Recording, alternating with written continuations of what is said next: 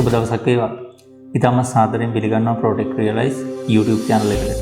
ඉතින් මම අද ප්‍රපෙයාර් කරන්න යන්නේ HP 2000 laptop එකක speaker set එක. මොකද දැන් මේ laptop එක Core i3 second generation laptop එකක්. අවුරුදු දැනට අවුරුදු 8කට වඩා පරණයි. නව ස්පීකර් සෙට් එක කොහොමද රීප්ලේස් කරන්න කියලා අපි බලමු. right, ඉස්සෙල්ලාම අපි ලැප්ටොප් එකේ බැටරි එක වෙන් කරගන්න, බැටරි එක ඉවත් කරන්න ඕනේ.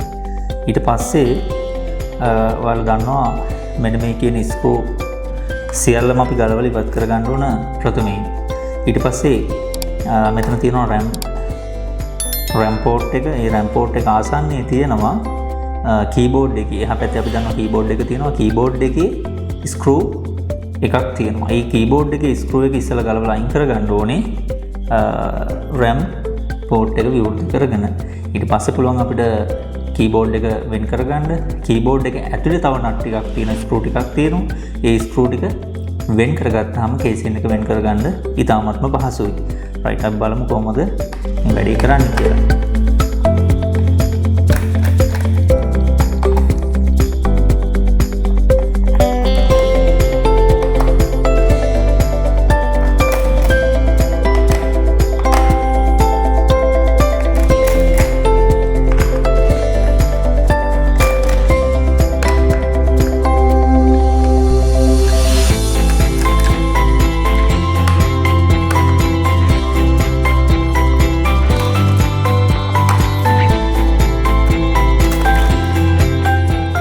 ඔයාලට පේනවා ඇති මේ RAM port එක RAM කනෙක්ට් කරන තැන මේ කේසින් එක ගලවලා අයින් කරන්න ඕනේ. ඒතර ඔයාලට පේනවා ඇති මෙතන තියෙනවා keyboard එක icon එකක්. ඒ keyboard එකේ icon එක තියෙන තැන තියෙනවා screw එකක්. ඒ screw එකත් අපි ගලවලා අයින් කරගන්න ඕනේ. ඊට පස්සේ මෙතන තව තියෙනවා පොඩි screw දෙකක්. ඒ දෙක ගලවලා ඉවත් කරගන්න ඕනේ.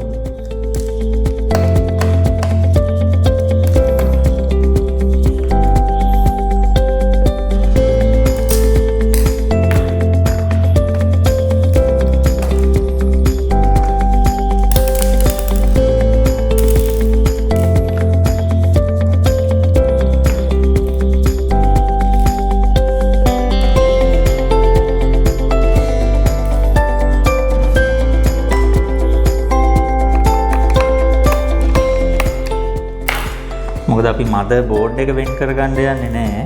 මොකද මදර් බෝඩ් එක වෙන් කරන්න අවශ්‍යතාවයක් නැහැ. ස්පීකර් සෙට් එක වෙන් කරගන්න. දැන් ඔයාලට පුළුවන් කීබෝඩ් එක වෙන් කරගන්න. මෙතන තියෙනවා පොඩි ලොක් ටිකක්.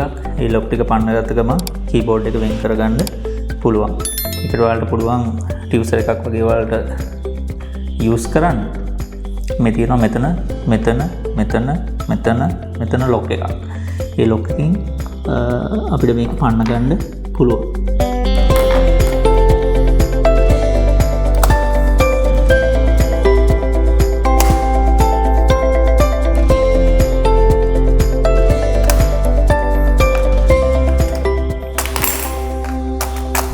right, keyboard එක මේ විදිහට වෙන් කරගන්න පුළුවන්. ඇතුලෙන් බස් එක වෙන් කරගන්න. right, keyboard එක අපි වෙන් කරගත්තා. ඊට පස්සේ ඔයාලට පේනවා ඇති මේ ඇතුලේ තියෙනවා M2 M25 මේ කියන screw nut හතරක් තියෙනවා. මේ හතරක් ගලවලා ඉවත් කරගන්න ඕනේ.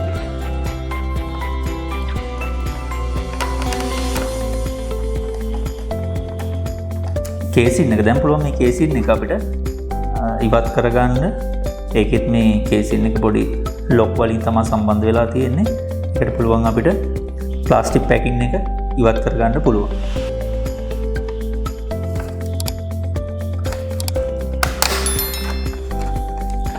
ඔයාලා මෙතන ටච් පෑඩ් එකේ කනෙක්ටර් එක ගලවගෙන ඉන්න. right, මෙතන තියෙනවා පවර් බටන් එකේ කනෙක්ටර් එක. පවර් බටන් එකේ කනෙක්ටර් එකත් වෙන් කරගන්න මෙන්න කේසින් එක වෙන් කරගත්තා. ඊට පස්සේ ඔයාලට පේනවා ඇති මෙන්න තියෙනවා ස්පීකර් සෙට් දෙක. left and right speaker set එක තියෙනවා. ඉතින් මේ ස්පීකර් සෙට් එක ගොඩක් දුරට රුපියල් 1500 හෝ 2200 වගේ ආසන්න වෙනවා. ඉතින් මම කරේ මේ සම්පූර්ණ ස්පීකර් සෙට් එක බොක්ස් එකත් එක්ක ස්පීකර් සෙට් එක ගත්තේ නැහැ. ස්පීකර් එක විතරයි මම අද රීප්ලේස් කරන්නේ. මොකද ඒකෙන් අපිට ලොකු මුදලක් ඉතුරු කරගන්න පුළුවන්. ඉස්සෙල්ලා ස්පීකර් එකේ කනෙක්ටර් එක මෙතන තියෙන බෝඩ් එකට සම්බන්ධ වෙලා ඒක අපි ඉවත් කරගන්න ඕනේ.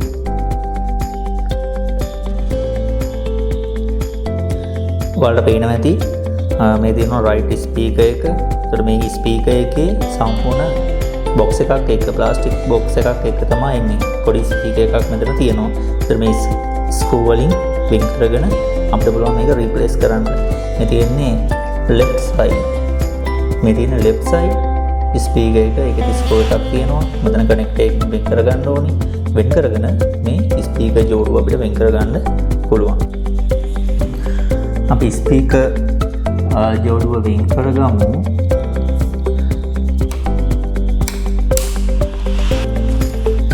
මෙන්න තියෙනවා speaker left and right speaker ජෝඩුව. මේ වලට පේනවා ඇති පොඩි ස්පීකර් සෙට් එකක් තමයි මෙතන තියෙන පොඩි ස්පීකර් එකක්. ඒතර මේක සම්පූර්ණම ප්‍රාචීර එක ඩැමේජ් වෙලා තියෙන්නේ. ඒ නිසා සවුන්ඩ් එක ඇත්තට ක්වොලිටි නැහැ.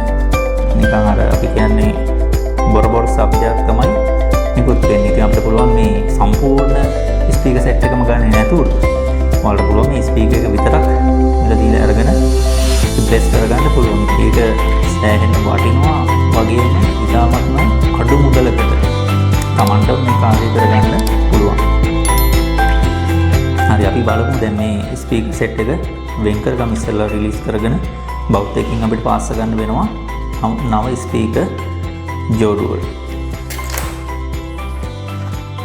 මෙන්න මේ කියන ස්පීකර් ජෝඩුව තමයි අපි දැන් මේ රිප්ලේස් කරන්න යන්නේ. ඉතින් අපිට පුළුවන් දැන් මේ සම්පූර්ණ කොටසම මිලදී ගන්න පුළුවන්.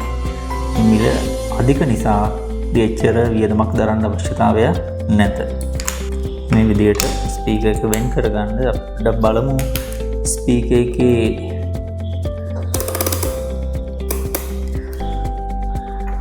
රෙසිස්ටන්ස් එක කොච්චරක් තියෙනවද කියලා. 5.5 වගේ තියෙනවා ohms. අපි ස්පීකර් ජෝඩුවේ අපි වයර් ටික වෙන් කරගමු. වයර් ටික බවුත් එකකින් ගලවලා ඉවත් කරගන්න ඕනේ.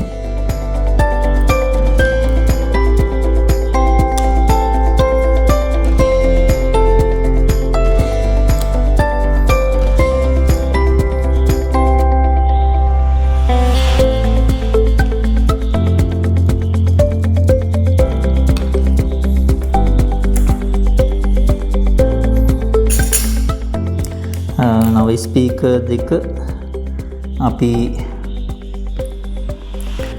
පාස් ගමු. බ්ලැක් වයර් එක බිනාග්‍රේට සම්බන්ධ වෙන්න ඕනේ.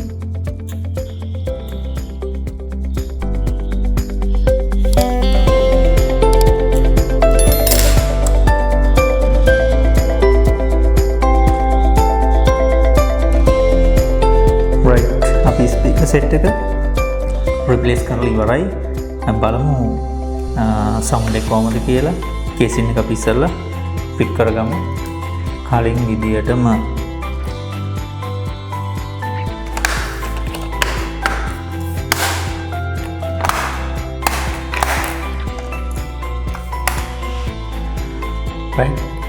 right අපි බලමු ලැප් එක ඔන් කරලා බලමු.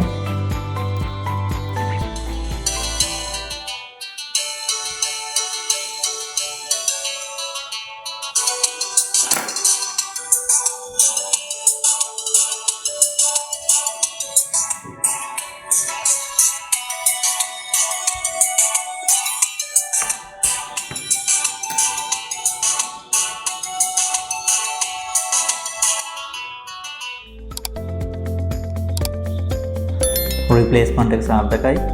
ඉතින් අපි නැවත හමු වෙමු මේ වගේ නව වීඩියෝ එකකින්. channel එක subscribe කරන්න අමතක කරන්න එපා. ඉතින් දිගටම රැඳිලා ඉන්න Protect Realize YouTube channel එකත් එක්ක. එහෙනම් සුබ දවසක්. අපි නැවත හමු වෙමු.